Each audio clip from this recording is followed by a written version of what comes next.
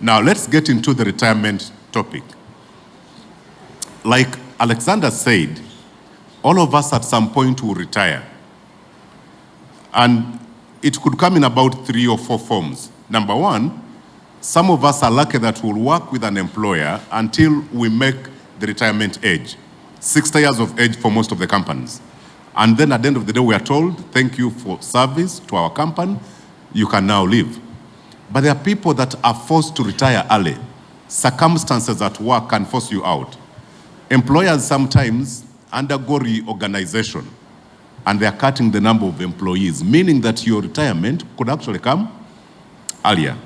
But there are also people that simply out of choice, choose to leave employment and become self-employed.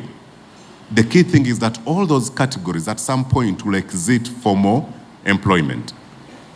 The decisions that you make today when you are still actively employed have got a significant impact on the kind of lifestyle that you live when you are no longer working.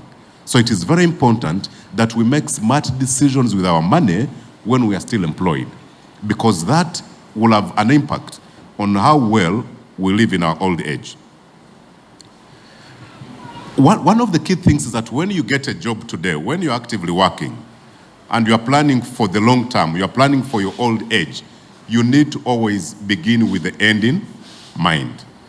Begin with the end in mind. What kind of life do you want to live 20, 30 years from today? What kind of life do you want to live when you are no longer actively employed? When you begin with the end in mind, it enables you to begin to plan better towards achieving that particular end.